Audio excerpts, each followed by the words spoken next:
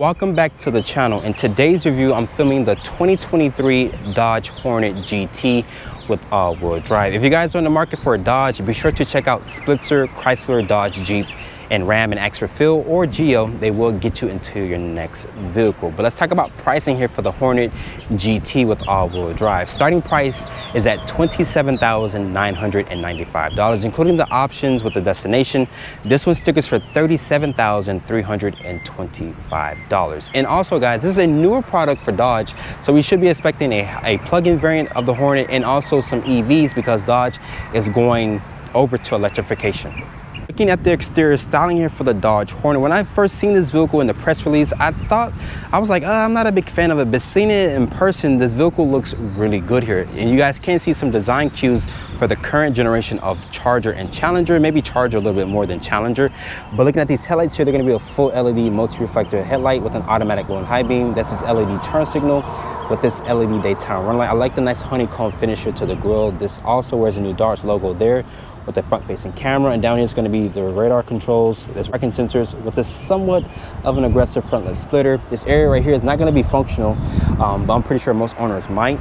In the hood, the heat extractors here are functional as well to push that heat out from underneath the engine. But let me know what you guys think about the exterior styling. To me, I think Dodge did a fantastic job here with the Dodge Hornet. This also rides on the same platform or shares some componentry from the Tonale, which is its Italian brother or sister. Looking at the side profile, this has a 106.8-inch wheelbase with an overall length of 178 inches. So it's really good, especially in this compact SUV segment. Looking at these tires and wheels here, these are a 235/40 Michelin tire. They're wrapped in this 20-inch wheel design with these large red brake calipers. This also has a new Dodge logo on the center cap. I like the nice shark-like finish here with the color. It looks really nice. And of course, it's an SUV with the side cladding here, even up the lower part of the door panel there. And there's the Dodge Hornet here. I like the Dodge Hornet emblem here. It looks really nice. This is LED sight marker here with the 360-degree camera. And above, there's no sunroof or panoramics feature. I'm pretty sure that Dodge doesn't offer that. But there's some black trim here around the window housing, which is nice as well. One small little detail, guys, that I like, I think it's kind of quirky, but I like how the molding or the bodywork of the vehicle kind of pops out here, and it fits really nice here into like this P-like shape there, which I think is really good. But making our way towards the rear of the vehicle, I love the rear end as well. It looks very aggressive. It looks futuristic from the back end, especially with the clear tail lights here. It also has this 3D effect here, which is a full LED turn signal, reverse light, and brake light. Really small details here with the two stripes there, and the two stripes also light up as well. That's his rear wiper here with the third brake light, and there's somewhat of a integrated spoiler here. It looks like kind of. There's the GT badge here, as you guys can see there, and it says Hornet, and shout out to Spitzer here. There's a rear view camera, there's rear parking sensors, and Dodge says properly equipped, this vehicle can tow 2,000 pounds, and there's no visible exhaust trim, and this vehicle also has 8 inches of ground clearance. But let's take a look at the cargo area here, which has a manual opening trunk. Once it opens up, it reveals 27 cubic feet of space. There is incandescent lighting back here. There's also a 12-volt with some hooks back here as well. Lift this up, it does reveal some very deep underfloor storage, and there's some tie down points back here if you guys are looking to put heavy things in the actual cargo area. And if the passengers want to throw stuff back here, they can pull that latch from the front. I'll show you guys how to do that once I get inside the interior. Once you pull that latch, you can access the cargo area, which is really nice. Very small details that I like about Dodge. And sadly, Dodge does not display final cargo specs once you fold down the seats. I haven't seen it on the actual website, but this vehicle still offers good cargo capacity, especially in this SUV segment. Sitting in the interior of the Dodge Hornet, you're greeted by this 10.25-inch Uconnect 5 system, which supports Apple CarPlay and Android Auto via wireless or wired connection. You also have this 12.3-inch instrument cluster here, which is customizable. We'll talk about that in a few seconds. But looking at the materials here on the dashboard, nice leather, nice stitching. The seats in here, they're very aggressively bolstered, and it does have this dark interior. So I wish Dodge would offer like a sunroof or a panoramic option. I'm pretty sure that they do. If I'm not mistaken, let me know in the comment section. But you also have the new Dodge logo here with the nice stitching, with the nice finish here to the actual seat, which is leather and suede here, which feels really nice. But reaching over here to shut the door of the Hornet, very solid platform. This rides on the same platform as the Tonale, which is its brother or sistering platform. The material is going to be a nice soft touch material with this metal accented door handle here. It has like this plastic-like finish, but it does feel nice to touch. There's your lock controls here, your mirror adjustment controls. It is automatic up and down for all four windows. I wasn't expecting that, especially in this class. It's gonna be nicely padded here, nice red stitching, and down is gonna be a storage and cup holder space. Your headlight controls are here also with your illumination switch, which is there. More nice leather and stitching here. Gonna be a nice soft touch ejection molded plastic on the actual dashboard, which is really nice. But to start up the Hornet here, as you guys can see, put your foot on the brake and press the start stop button there, which is not blocked by the steering wheel. And right below it is gonna be the automatic start stop. And the instrument cluster here also has this nice graphic here. And this is a manual tilt and telescoping steering wheel, which has good range and adjustability. There's a new Dodge logo there. There's your voice controls. You can also customize this display like I mentioned. Press this button right here. It shows you your speed. There's also your performance page there, your driver's assistance. You can also scroll up and down by using the scroll wheel here. So it is customizable, which is really nice. Or you can press it again to go over here to this side to show you what's playing. Over here's your volume controls. Very thick rim here with some nice perforations, which is really nice. Over here's your wind wiper stock, and your turn signal stock is there with an automatic high beam switch. Aluminum and gloss black trim around the air vents here. You can also close it via this here, which feels really nice and tactile to touch. Putting the vehicle into reverse here, it does reveal a backup camera, of course. There's different angles around the vehicle, which is really nice. It's a front facing camera like I showed you guys. The camera quality it's decent for what it is. It's really nice. Kicking it down here over to the left, there's a sport mode in the transmission for the 9-speed auto. Put into park, and I like the way the shifter feels. It feels very sturdy. There's the scroll wheel here for the volume, electronic parking brake. This is your ESC off button here, also with your parking sensors. There's 2 cup holders, and this has the same key fob as current Dodge products. There's a lock, unlock, your button to unlock the trunk, remote start, and there's a panic button, and it does have Dodge on back of the key fob. Cup holders here with this aluminum painted trim, which is nice. There's also a 12 volt here. You can pull this out. It does have an LED light in there as well. There's 2 USB charging ports. A good area here for my phone, which is my iPhone 14 Pro Max. Like I mentioned, you can close off the vent via this switch here. There's your hazard button. Let's talk about the Uconnect 5 system here. It's also a heated steering wheel. That's why you guys have the perforated portion there. Heated seats, no cool seats on my particular model. You can also go to vehicle. You can turn off the screen. There's your surround cameras. There's your performance page here. Once it starts up, it shows you different things.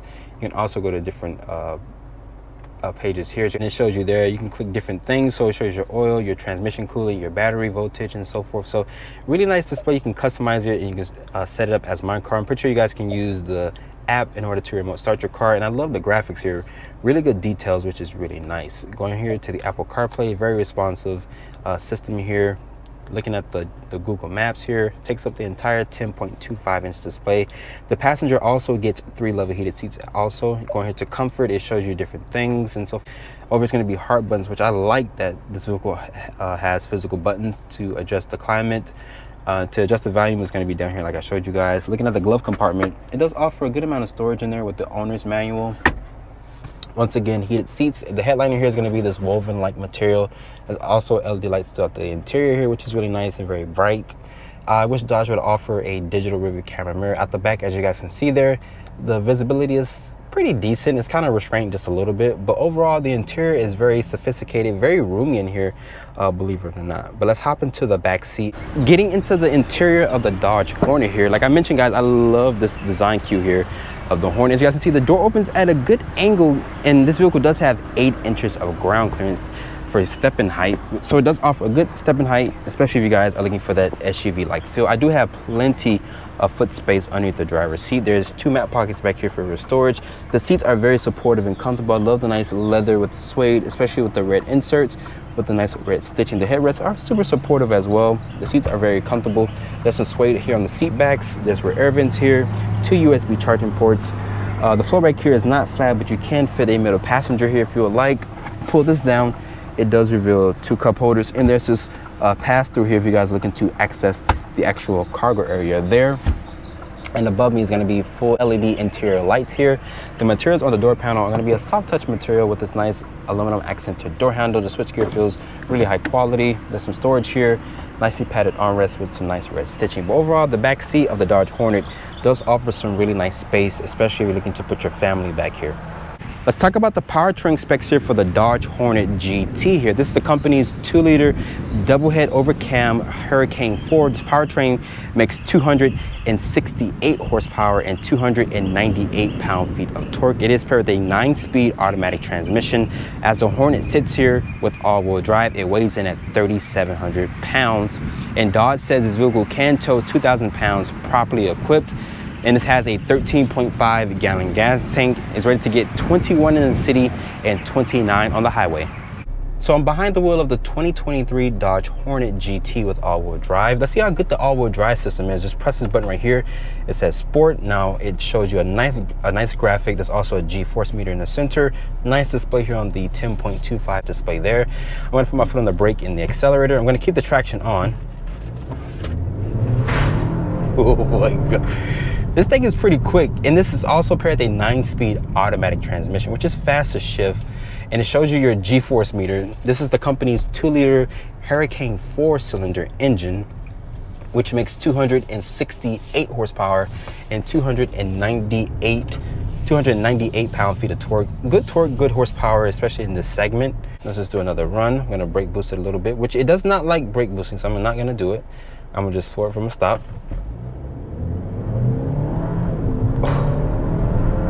And the shifts are so brutal. It feels like a dual clutch, guys. The shifts from this 9-speed auto feels like a dual clutch. This is ready to get 21 in the city, 29 on the highway. So good gas mileage, especially in this segment. You guys can also go for a hybrid model also, which is gonna get over 20 miles of a full electric range. I should be driving that vehicle very soon once it becomes available for the public. I think that's gonna be a 2024 model, not a 2023, but still, it is nice that Dodge is giving you plenty of performance for a really good price, especially if you guys can get it with the federal tax credit. Even though this vehicle is built in Italy, but there's some kind of loophole around the federal tax credit. There's always a loophole in something, correct? Let's talk about seat comfort. Really good seats on the upper part of my back. I kind of find myself squirming around just a little bit. But the bolstering and stuff is good. These are actually manual seats, which I honestly prefer manual seats over power seats, just because it's quicker to use and you don't have to worry about replacing any componentry or anything like that. This also rides on the same platform as its Italian brother or sister, the Tonale, which is a hybrid as well. So it shares really a lot of componentry, but somewhat of componentry also. But it is front wheel bias, of course, but the GT here, it puts a smile on my face, even though it doesn't make nowhere near 400 or 500 horsepower, but it is adequate power that this vehicle gives you, and it's good. This also has the company's blind spot monitoring, forward collision warning, emergency braking, lane keeping assist, all the nice driver's assistance tech that you want. You can get that here in the Dodge Hornet. The technology is good. The cabin feels very spacious. Only three level heated seats and a heated steering wheel on my particular model. I'm not sure if you guys can get cool seats, but let me know in the comment section if you can get cool seats or not. I'm pretty sure that you can. But I like the way this vehicle drives. It has that performance, but it's kind of like a sheep. You don't really notice it until you put your foot towards the floor and it just gets up and goes. And this thing literally will go quick as hell. And I like the performance of it. It's basically subdued. Like, you don't even know it.